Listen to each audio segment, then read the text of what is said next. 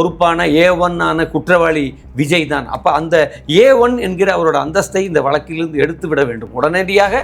அதை ஒண்ணுமே நடக்கல. இந்த வடிவேல் காமெடியில் வரும்ல, எல்லாம் கிளம்பு கிளம்பு கிளம்பு, பஞ்சாயத்து முடிஞ்சு, அதைத்தான் இவர்கள் செய்ய வேண்டும் என்று நினைக்கிறார்கள். இவர்கள் தற்கூரி கூட்டத்திற்கும் வித்தியாசம் இருக்கு என்று நான் நினைக்கிறேன். எனக்கே அந்த வார்த்தையை சொல்லும்போது கொஞ்சம் கூச்சமாக இருக்கு. ஆனால் அவ்வளவு வேதனையாக இருக்கிறது. நீங்கள் ஒரு மரணம் நிகழ்கிறது, மரண இடத்திலிருந்து ஓடுறீங்க திருச்சிக்கு. ஏன் உங்களால் கரூரில் நீங்கள் தங்கும்படியான ஒரு வீடு இல்லையா? இல்லை திருச்சியில் ஒரு நட்சத்திர விடுதி கூட இல்லையா? பதட்டமான சிச்சுவேஷன்ஸ், வேறு சில சம்பாவிதங்கள், இந்த மாதிரி எதுவும் நடந்துடக்கூடாதுன்றதுக்காக தான் நாங்கள் அவாய்ட் பண்ணுவோம். அப்ப 2 பேர் சொல்றாங்க, 4 பேர் இருக்காங்க. விக்கிரவாண்டி மாநாட்டிலையும் 400க்கும் மேற்பட்டவர்கள் மயங்கி விழுந்திருக்காங்க. அப்ப இறந்திருக்காங்க. அப்ப இது எண்ணிக்கை கூடங்கிறனால இன்னைக்கு அதை அட்ரஸ் பண்ணி அடிப்படையாக இன்னைக்கு என்னன்னா அதுவும் அந்த ஈவெண்ட் நடக்கும்போது விழுப்புரத்தில் ஒரு இன்சிடென்ட் நடந்தது, மதுரையில் 2, இப்போ கரூரில் V0 41 நடந்தது. இது போக இன்ஜுரி ஆனது விழுப்புரத்தில் 42 இன்ஜுரிஸ், மதுரையில் 14, திருச்சியில் 12, அரியலூரில் 6, திருவாரூரில் 17, நாகப்பட்டினத்தில் 5, நாமக்கல்ல 35, கரூர்ல 116. இன்றைக்கு நீங்கள் தாவேகாவை எடுத்துக்கொண்டால் நிச்சயமாக அதுவும் ஒரு ஒரு ஒரு மக்களுக்கான அரசியலாகவோ சமூக மாற்றத்துக்கான அரசியலாகவோ இல்லை. அது ஒரு வழிபாட்டு அரசியலாக இருக்கிறது. ஏன் அதை நான் வழிபாட்டு அரசியல் என்று அழுத்தமாக சொல்கிறேன் என்றால்,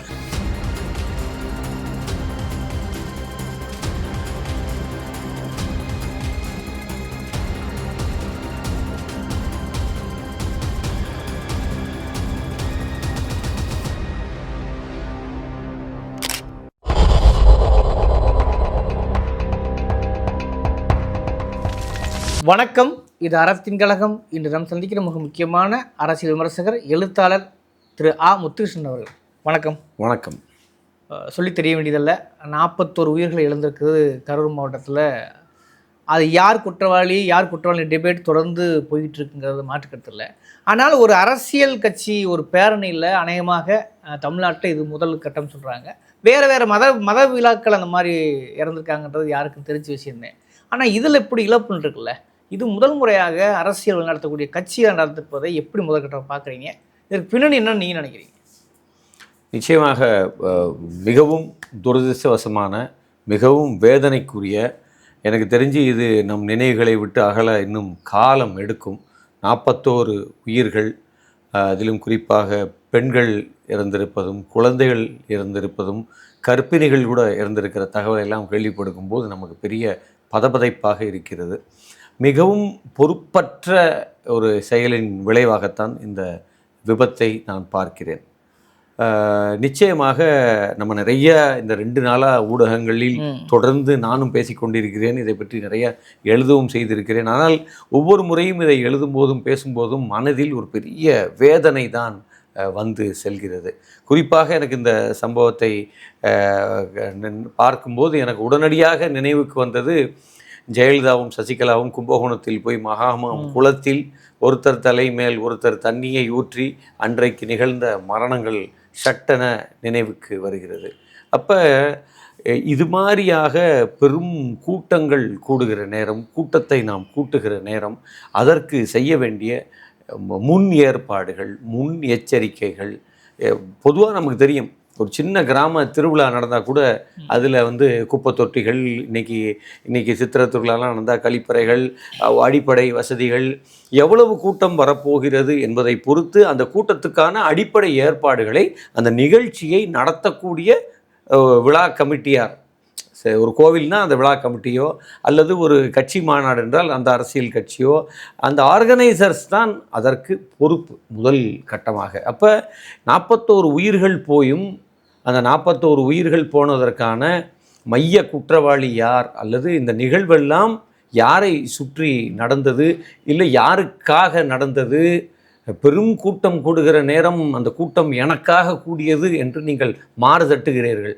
நான் இவ்வளவு பெரிய ஆள், நான் இவ்வளோ பெரிய கூட்டத்தை கூட்டக்கூடிய வல்லமை படைத்தவன், இந்த கூட்டம் அப்படியே அரசியல் மாற்றத்தை கொண்டு வரும்ன்ற வரைக்கும் பேசுகிறீங்க. அதுக்குள்ளே நம்ம போக வேண்டாம். உங்களால் ஒரு பெரிய கூட்டம் கூடுதுன்னு நீங்கள் நினைக்கிறீங்க, உங்களுக்கு ஒரு பெரிய மமதை வருகிறது.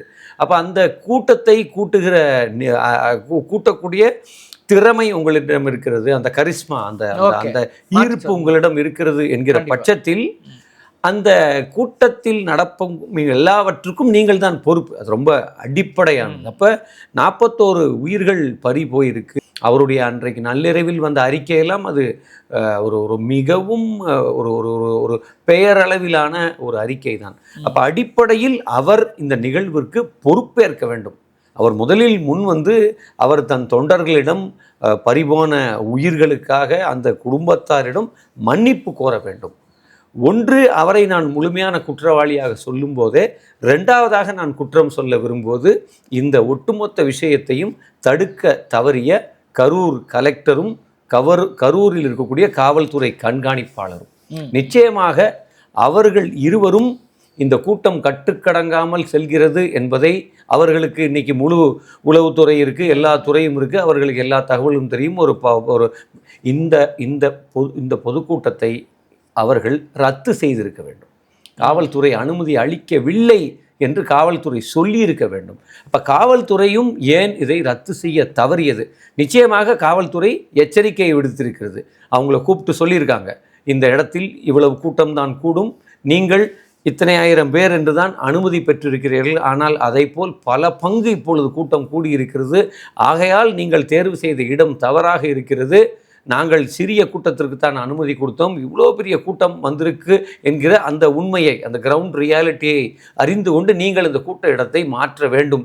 அப்படி அவர்கள் மாற்றுவதற்கு ஒப்புக்கொள்ளவில்லை என்றால் இந்த கூட்டத்தை ரத்து செய்வதாக காவல்துறை அறிவித்திருக்க வேண்டும். அப்போ காவல்துறை இந்த கூட்டத்தை ரத்து செய்யாததின் வழியாக ஒரு தவறை இழைத்திருப்பதாக நான் நினைக்கிறேன். ஆனால் நமக்கு எல்லாம் தெரியும் இன்றைக்கு எப்படி ஒரு அரசியல் விளையாட்டு நடைபெற்று கொண்டிருக்கிறதுன்னு சொல்லி.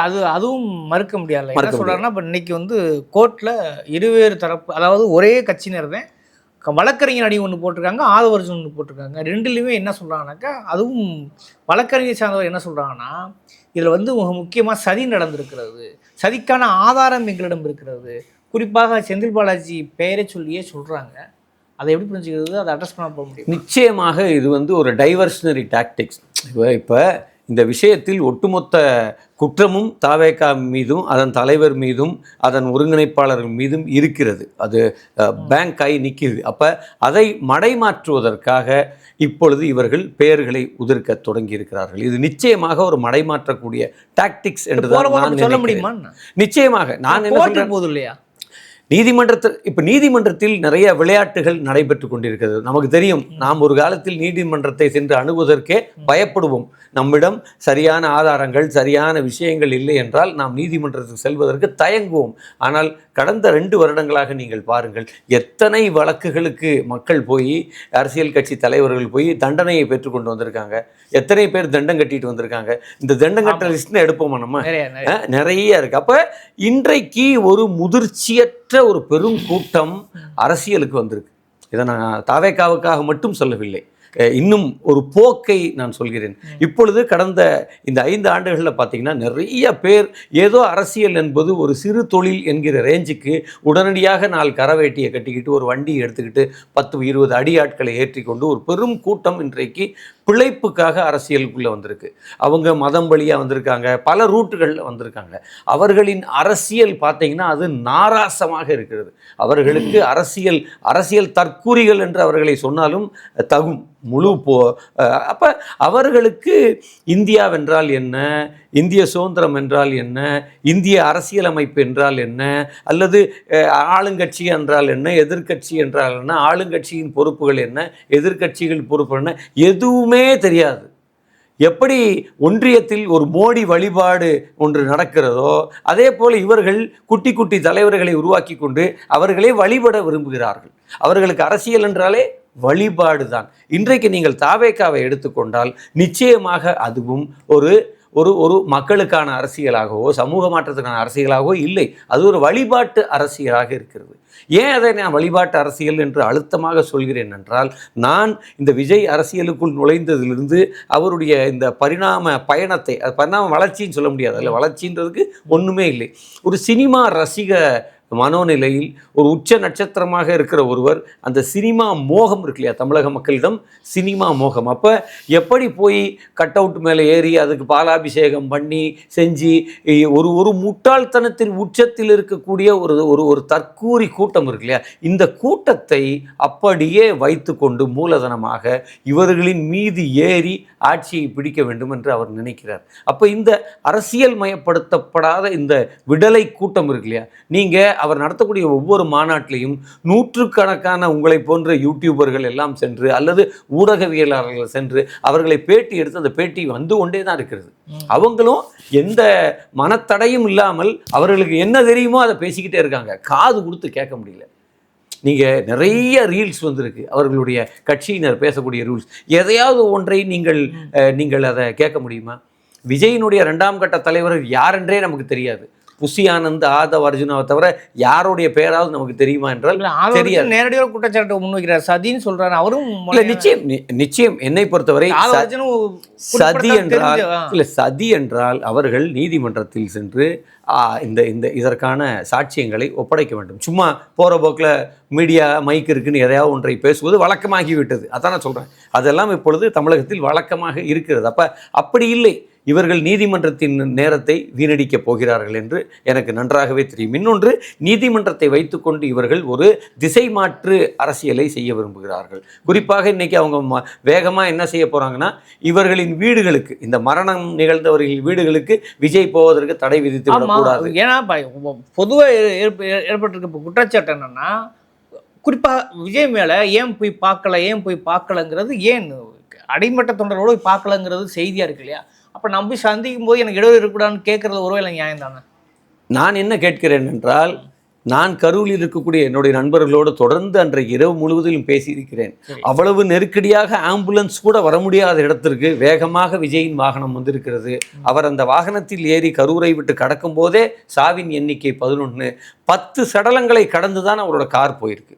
நீங்கள் இன்றைக்கு பார்க்கணும்னு துடிக்கிறீங்களே, ஏன் நீங்கள் அப்பொழுதே நீங்கள் அங்கே அவ்வளவு சடலங்களை, அவர் கரூரை விட்டு கிளம்பும் போது 10ஓ 11ஓ சாவின் எண்ணிக்கை. அவர் திருச்சி ஏர்போர்ட்டுக்கு போகும்போது ஒரு நிருபர் அவரை பார்த்து கத்துறார் சாவின் எண்ணிக்கையை சொல்லி. எத்தனை பேர் செத்தாங்கன்னு அவர் கத்துறார். நான் என் முகநூலில் பதிவிட்டிருக்கேன். விஜய் எத்தனை உயிர்கள் போயிருக்குன்னு தெரியுமான்னு அவர் ஒரு நிருபர் அவரை திரும்பி கூட பார்க்கல, பொறுப்பேற்க வேண்டாம். ஒருத்தர் தூக்கிட்டு போன காட்சியில் அவரோட அருகிலேயே என்னை பொறுத்தவரை, நீங்கள் ஒரு பெரிய அரசியல் தலைவராக கரூருக்கு போறீங்க, உங்களை மையமாக வைத்து ஒரு விபத்து நடந்து விட்டது. அது விபத்து என்று கூட உங்களுக்கு தெரியல. நீங்க வேன்ல நின்று பாக்குறீங்க, அங்க ஒரு ஸ்டாம்பீடு, ஒரு தள்ளுமுள் நடக்குது, மக்கள் சரிஞ்சு விழுந்து ஆள்கள் ஏறி மிதிக்கிறது கூட அவரால் உணர முடியவில்லை. அவர் மேலிருந்து பார்க்கிறாரு. அவர் மேலும் என்ன செய்யறாரு, தண்ணி பாட்டில்களை கூட்டத்தை நோக்கி எறிகிறார்.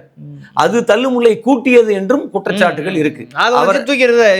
அவர் அங்கிருந்து தூக்கி எறிவதற்கான சாட்சிகள் இருக்கு. ஏற்கனவே தள்ளுமுள்ளாக இருக்கக்கூடிய கூட்டத்துக்குள் ஒரு தலைவர் ஒரு துண்டை எறிகிற மாதிரி, ஒரு மாலை எறிகிற மாதிரி நீ தண்ணி பாட்டில பொறுப்பற்ற வகையில் எரிந்ததும் ஸ்டாம்பீடுக்கான ஒரு காரணம் என்று அழுத்தமாக குற்றச்சாட்டை என்னால் முன்வைக்க முடியும். ஏன்னா அந்த காணொலியை நீங்கள் உற்று பார்த்தால் உங்களுக்கு அது புரியும். அப்படியாக நீங்கள் இன்றைக்கு ஆம்புலன்ஸு, கரண்ட் கட்டு இதெல்லாம் தொடர்ந்து கேட்டாச்சு.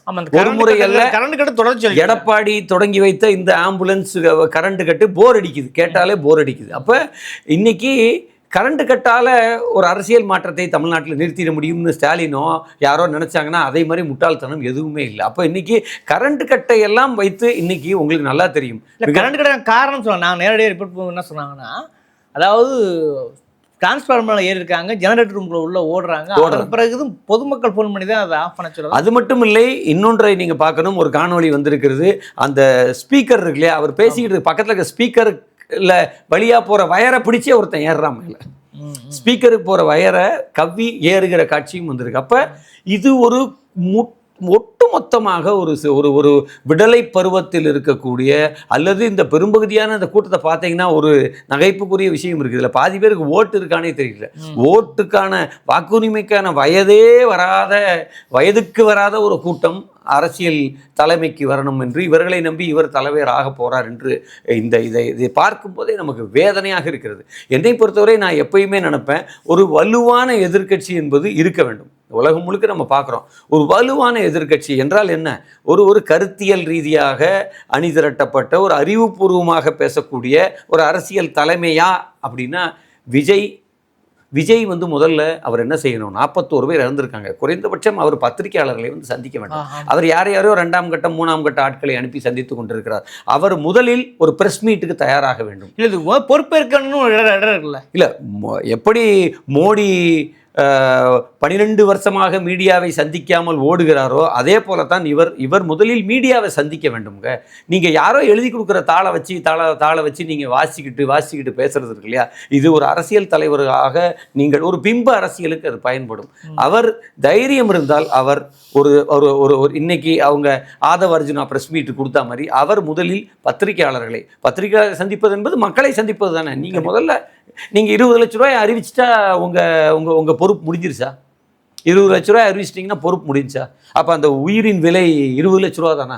உங்களால் இறந்த ஒரு உயிரின் விலை. வேற எங்கேயோ இறந்ததுக்கு நீங்கள் வெள்ள நிவாரணத்துக்கெல்லாம் அறிவிக்கல. உங்களால் ஏற்பட்டு இருக்கக்கூடிய இந்த உயிரிழப்பின் விலை 20 லட்சம் தானா? உங்க கால் ஷீட் என்ன?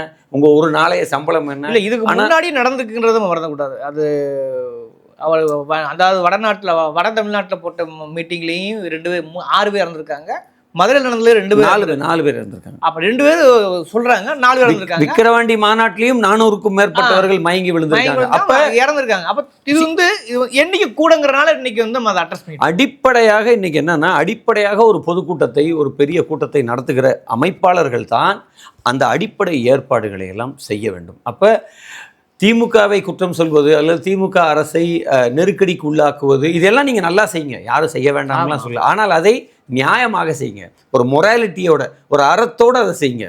ஒரு நியாயம் என்று நான் சொல்வது ஒரு அறத்தோடு, உங்கள் செயல்பாட்டிலும் ஒரு அறம் இருக்க வேண்டும். நீங்கள் எதுவும் இல்லாமல் நீங்கள் நேரடியாக வந்து நாங்கள் வந்து நேரடியாக முதலமைச்சராக அவர் மாற வேண்டும் என்று அவர் நினைத்து கொண்டிருக்கிறார் என்றால் அது ஒரு பகல் கனவு. நிச்சயமாக அது ஒரு பகல் கனவு. வாக்குரிமையே இல்லாத ஒரு கூட்டத்தை வச்சுக்கிட்டு இவர் எப்படி முதலமைச்சராக ஜெயிக்க முடியும்? அப்போ அவர் முதலில் இந்த பகல் கனவிலிருந்து வெளிவர வேண்டும். இப்போ நீங்கள் யோசிச்சு பாருங்க, விஜயகாந்த் அரசியல் பண்ணார். விஜயகாந்த் மதுரையில் தான் தோப்பூரில் தான் கூட்டம் போட்டு அரசியலை தொடங்கினார். அவருடைய திருமணம் நமக்கு தெரியும், தமுக மைதானத்தில் நடந்தது. எத்தனை லட்சம் பேர் வந்து சென்றார்கள், எத்தனை லட்சம் பேர். ஆனால் நீங்கள் யோசிச்சு பாருங்க, அப்படியான மதுரை என்கிற நகரமும் இப்படியான பல்வேறு நிகழ்ச்சிகளை பார்த்துருக்கு. அது எல்லா கட்சிகளின் மாநாட்டையும் பார்த்துருக்கு. சமீபத்தில் சிபிஎம் உடைய அகில இந்திய மாநாட்டையே மதுரை பார்த்தது. ஆனால் யோசிச்சு பாருங்க, மதுரையில் அல்லது தமிழகத்தில் இது மாதிரியான பெருநிகழ்வு இல்லை. எங்கேயாவது நீங்கள் இது மாதிரியான சம்பவங்களை கேள்விப்பட்டிருக்கீங்களா? ஒன்றுமே இல்லை. நம்மலாம் மதுரையில் இருக்கோம், சித்திரை திருவிழா அன்னைக்கு ராத்திரி 10 லட்சம் பேர் இப்படி வந்துட்டு போவோம். என்னைக்காவது இது மாதிரியான சம்பவங்கள் எங்கேயாவது நடந்திருக்கா? எதையாவது அத்து விட்டுருக்கோமா? எதாவது விழுந்திருக்கா கீழே? அப்போ பண்பட்ட மக்களுக்கும் ஒரு பண்பட்ட ஒரு பெருங்கூட்டத்துக்கும் இந்த ஒட்டுமொத்தமாக எதையும் அறியாத ஒரு தற்கூரி கூட்டத்திற்கும் வித்தியாசம் இருக்கு என்று நான் நினைக்கிறேன். எனக்கே அந்த வார்த்தையை சொல்லும்போது கொஞ்சம் கூச்சமாக இருக்கு, ஆனால் அவ்வளவு வேதனையாக இருக்கிறது. நீங்கள் ஒரு மரணம் நிகழ்கிறது, மரண இடத்திலிருந்து ஓடுறீங்க திருச்சிக்கு. ஏன் உங்களால் கரூரில் நீங்கள் தங்கும்படியான ஒரு வீடு இல்லையா? இல்லை திருச்சியில் ஒரு நட்சத்திர விடுதி கூட இல்லையா? நீங்கள் ரொம்ப சேஃபாக போய் உங்கள் வீட்டுக்குள்ளே போகணும்னு நினைக்கிறீங்களே, அப்போ உங்களை நம்பி வந்த இத்தனை லட்சம் பேர் உடைய வாழ்க்கை அங்கே அந்த அன்றைய இரவை அந்த அந்த அந்த அந்த அந்த தெருவில் அவருக்காக திரண்டவர்கள் அன்றைய இரவு அவங்க மனநிலை என்னவாக இருந்திருக்கும்? இறுதியாக ஒரே கேள்வி, 3 டைம்ஸை பார்க்க வேண்டியிருக்கு. ஒன்று, தாவேகா சார்பான சிபிஐ விசாரணை கோர்றாங்க. இன்னொன்று, அதன் அடிப்படையிலேயே இப்போ ஆடிட்டர் குருமூர்த்தியை சந்திக்கிறதுக்கும் அவர் தரப்பு போகிறதா சொல்லுவாங்க. இன்னொன்று, ஒரு நபர் ஆணையம் அருணா ஜெகதீசனும் ஸ்பாட்டுக்கு போயிருக்காங்க. இது எப்படி புரிஞ்சுக்கிறது? இது என்ன? நிச்சயமாக நீதிபதிகள் அங்கே சென்று அவர்கள் தங்களின் அறிக்கையை தாக்கல் செய்வார்கள், செய்யட்டும், அதில் எந்த குழப்பமும் இல்லை. ஆனால் இப்போ ஒரு பாணி கிளம்பி இருக்கிறது, எல்லாவற்றுக்கும் சிபிஐ என்று. தமிழக அரசை பொறுத்தவரை சிபிஐக்கு அவர்கள் இந்த வழக்கை மாற்றினால் சந்தோஷப்படுவாங்க. ஏன்னா நமக்கு தெரியும் சிபிஐக்கு போனால் அது எத்தனை வருடமாகும், அது எவ்வளவு காலதாமதமாகும் இவர்களுக்கு. ஆனால் இவங்க என்ன நினைக்கிறாங்கன்னா, இதை டிஸ்கஷன்லேருந்து வெளியேற்றணும்னு நினைக்கிறாங்க. இப்போ எல்லோரும் இந்த ஒட்டுமொத்த சமூகமும் பேசிக்கொண்டிருக்கிறது. இந்த பேச்சை நீங்கள் உடனடியாக இந்த சமூகம் இந்த டாப்பிக்கை மறக்கணும், இந்த விஷயத்தை மறக்கணும். இதற்கு முழு முதல் பொறுப்பான A1 குற்றவாளி விஜய் தான். அப்போ அந்த A1 என்கிற அவரோட அந்தஸ்தை இந்த வழக்கிலிருந்து எடுத்து விட வேண்டும் உடனடியாக. அதை ஒன்றுமே நடக்கல, இந்த வடிவேல் காமெடியில் வரும்ல, எல்லாம் கிளம்பு கிளம்பு கிளம்பு பஞ்சாயத்து முடிஞ்சு, அதைத்தான் இவர்கள் செய்ய வேண்டும் என்று நினைக்கிறார்கள். இவர்கள் இதை இந்த சமூகம் ஆழமாக பார்த்து எதிர்வினை ஆற்றி வருகிறது. இந்த விமர்சனங்களை எல்லாம் சைலண்ட் பண்ணும். இன்னைக்கு கூட ஆனந்த விகடனில் ஆசிஃப் கானுடைய அற்புதமான கார்ட்டூன் வந்திருக்கு. ஒரு கேள்விக்குறியாக சடலங்களுக்கு மத்தியில் அவர் உட்கார்ந்திருப்பதும், நம்ம மதுரையை சேர்ந்த ரவி பேலட் அவர்களுடைய விஜய் என்கிற அந்த படமும். அப்போ இன்னைக்கு கலைஞர்கள், ஓவியர்கள் எல்லோரும் இதை மிகச்சரியாக புரிந்து எதிர்வினை ஆற்ற தொடங்கிவிட்டார்கள். ஆனால் அந்த எதிர்வினைகளை கடந்து அஞ்சித்தான் இவர்களுக்கு இதை எப்படி எதிர்கொள்வதென்றே தெரியவில்லை. இந்த நிமிடம் வரை அவர்களுக்கு அது தெரியவில்லை. அப்போ நிச்சயமாக இந்த 41 மரணங்களை அல்லது இந்த 41 கொலைகளை தமிழ் சமூகம் மறக்காது. இதற்கு விஜய் முழுமையாக பொறுப்பேற்க வேண்டும். அவர் பதிலளித்தால்தான் அவர் அரசியல் களத்தில் நிற்பதாக கருதப்படுவார். அல்லது இந்த மரணங்கள் அவருக்கு ஒரு மிகப்பெரிய நெருக்கடியாக, ஒரு மிகப்பெரிய கேள்வியாக அவர் முன் நிற்கும். ஓகே, இது வெறும் அவர் அரசியலுக்கு வந்திருக்காரு, ஒரு கட்சி எதுக்காங்கிறத தாண்டி 41 உயிர்ங்கிறது யாராலையும் மறுக்க முடியாது. அதுக்கு பின்னணி உள்ள அரசியல் போதாமைகள் இருக்கிறது, பாதுகாப்பின்மையும் சேர்த்து சொல்கிறீங்க. அது அப்படியே மக்களின் மறைக்க விட்டுருது. விவாதச்சொல் அறக்களத்துக்கு நேரம். நன்றி.